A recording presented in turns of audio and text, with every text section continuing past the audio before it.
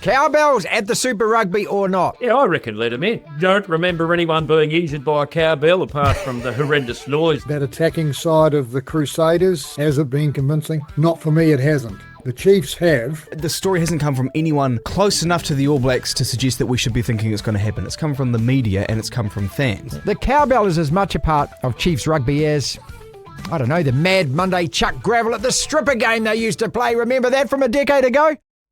Welcome to the DSPN. Team New Zealand's in trouble. Oh, he's done it again, Ricky Herbert. The Devlin Sports Podcast Network. Welcome to the podcast, people. Martin, Devlin, Lachlan Waugh, another edition of the DSPN. We've had a couple of technical issues over the last couple of days, which is why there was no podcast yesterday. If you are listening, hopefully it's on Rover, wherever you find your favourite audio podcasts, Google, Apple Play, Spotify. Thank you so much for your support. That's the full show, the full podcast, coming out every afternoon here on the DSPN YouTube channel. We slice it, we dice it, we put it into, I suppose, more easier to consume packages for you. So whenever you jump on YouTube and you think, oh, okay, I've got 10 minutes, I've got 15 minutes, I've got 12 minutes, I've got 7 minutes, whatever to watch, hopefully there is something here for you. Murray Mexted on the show today, the All Black icon, previewing the Super Rugby final. Ian Payton, Sydney Morning Herald, an Australian thought on that. And did you know the Lions tour is actually underway this weekend? Yeah, they play Argentina. And then the weekend after that in Australia, first game up against the Western Force. Also, we'll look at Origin 2 tonight with Matt Gunn, our Bulldogs fan of 30 years or more. And today is also the 30th anniversary of Lomu. The Keith Quinn commentary. And you know why he did that? He said, this is the clue. I'll let you know if you don't know the story in a couple of minutes. We begin the show the same way every day. Marty Sermons, brought to you by WebWonks. Generate online leads with WebWonks. Doctors for your Google data.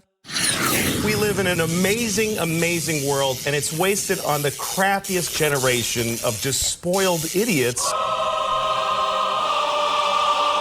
Don't kill the cowbells. What? Come on, you Crusaders Killjoys. You can't ban the bell.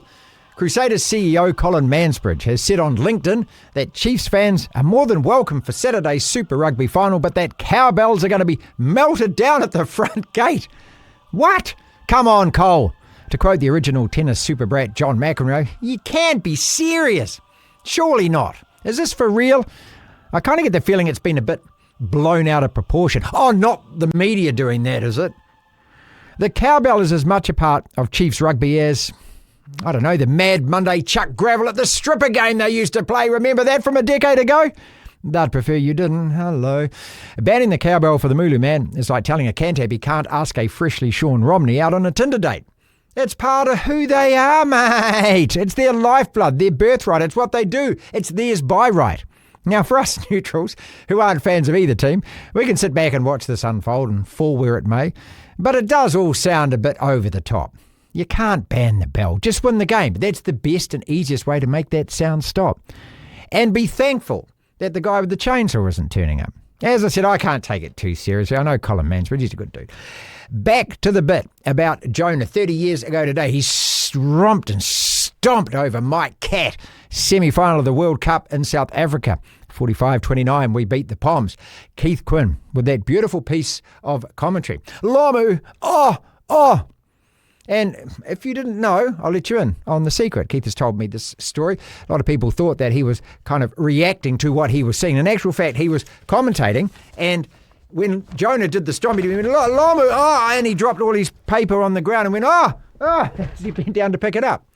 That's the truth. That is the truth behind one of the most iconic rugby calls ever and one of the greatest pieces of New Zealand sports commentary.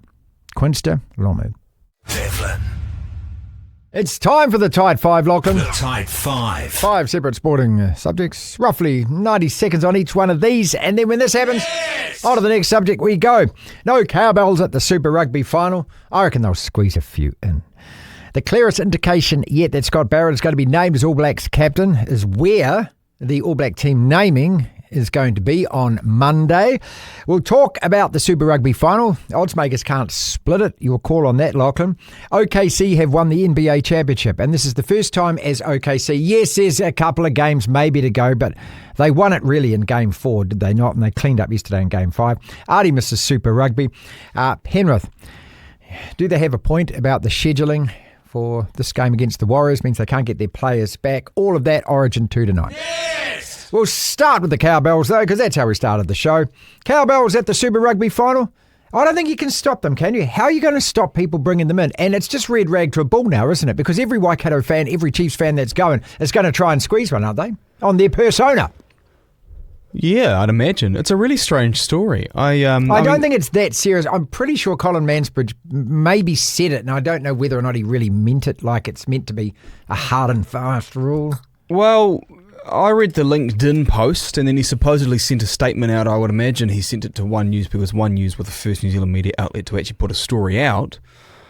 So, and they all sounded pretty serious. There was a part in his LinkedIn post that suggested it was a joke where he said that I'm going to melt them down, and then he followed up by posting a picture of AI of a man melting cowbells. He said, "Full reference, this is what it's going to look like." So when I saw that, I thought, okay, it's a bit of a joke.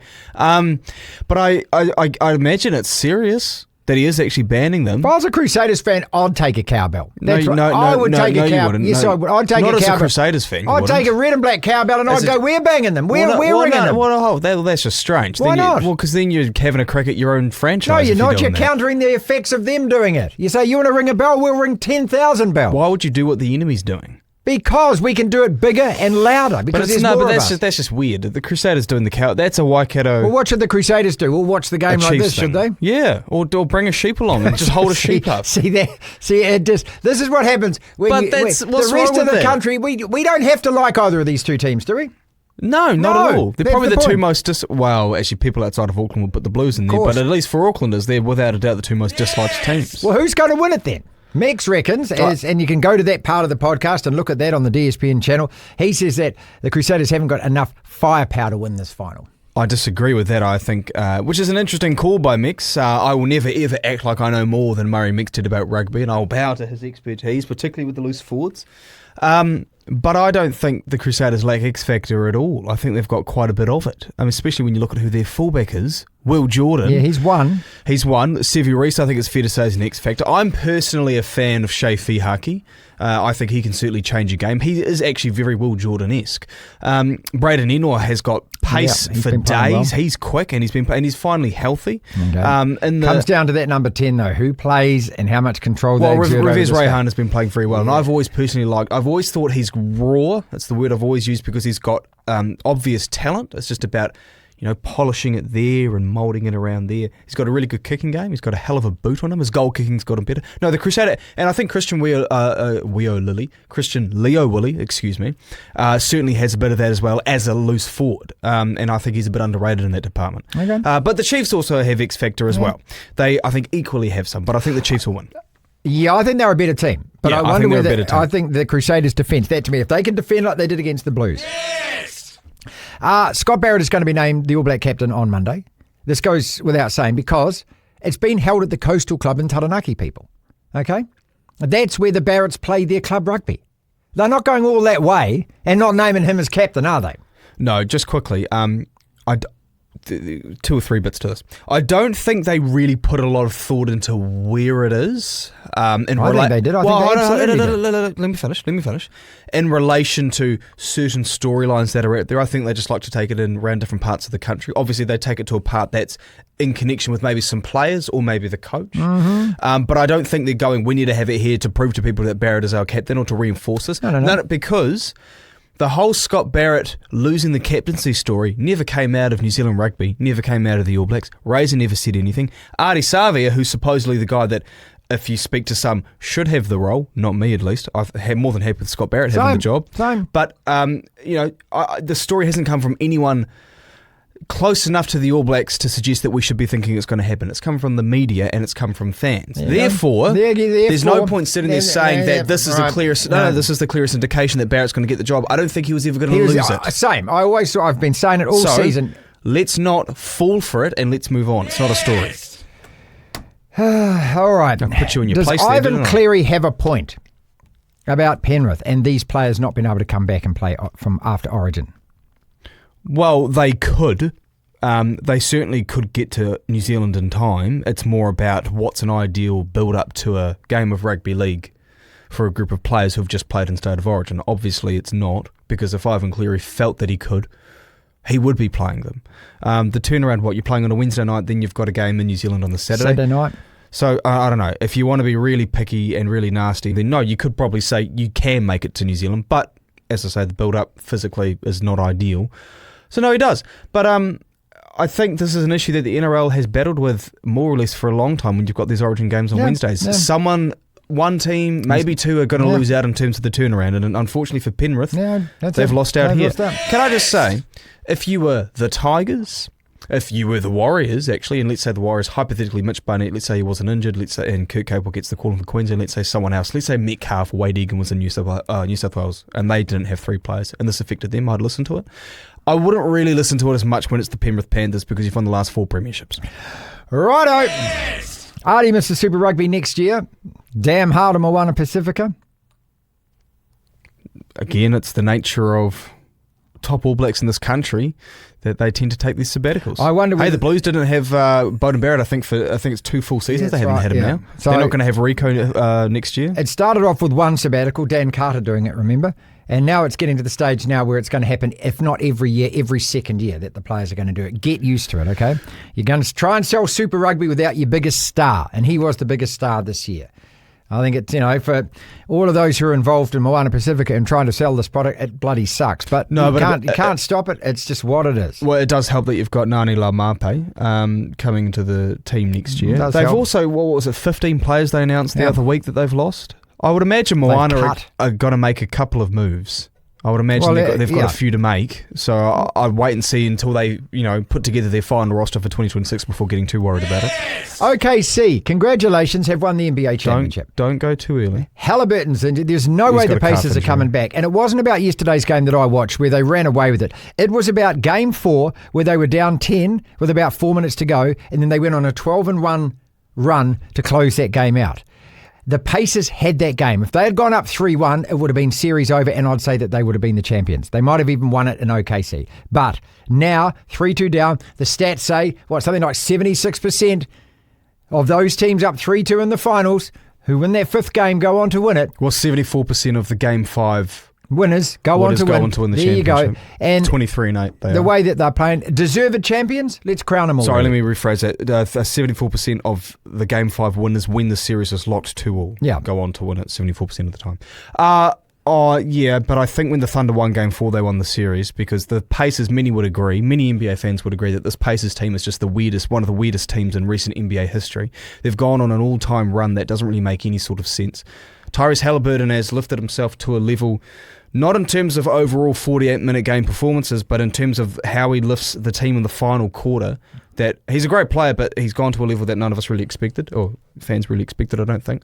And the Thunder are this incredibly athletic, young, stout defensive team. God, they're good defensively. They are. They're so good That's defensively. what they're built on. Yeah.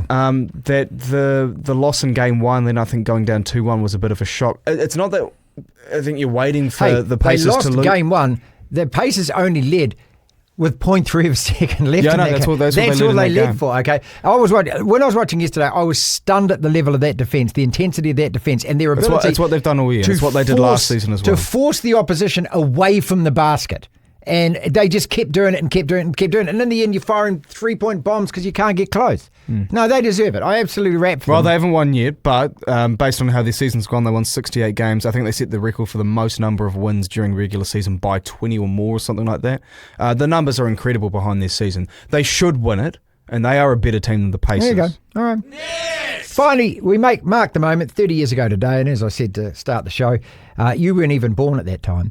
When Jonah Lomu... I was -2. Jonah Lomu became Jonah Lomu and also just propelled rugby onto the world stage. And it was that piece of footage. The Keith Quinn commentary is just absolutely beautiful, isn't it? But it was that piece of footage. This man stomping another man into the ground, not running around him, running over the top of him to get to the try line. And that was what made, I think it was Rupert Murdoch look at it and go, oh my God, this is an international sport. I can make money out of this. Rugby, shunk, professional, there it went.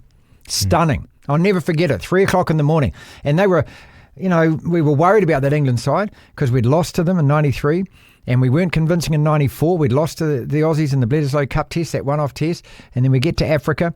And Jonah debuted in 94 against France. And he looked completely lost. He was 18 Did he years start old. out as a loose forward? When he was a young man, when he played number 8, when he was a young man. When he was at Wesley College. And then he only got into the All Blacks actually in 95 because somebody got injured in training and he was dragged in by Laurie Main. So he wasn't actually a first-choice selection at all. And he gets to that World Cup and he just starts beasting team after team after team. And there was nothing better than watching him just stomp the Poms down. 4 tries. Yeah. And that iconic And then we got moment. food poisoned in the final, right? Oh, yeah, they robbed us. Susie the waitress and everything else. Yeah. They poisoned our burgers. But that's what they do. Now the Australian cricket team of World Rugby is who you are. This is the DSPN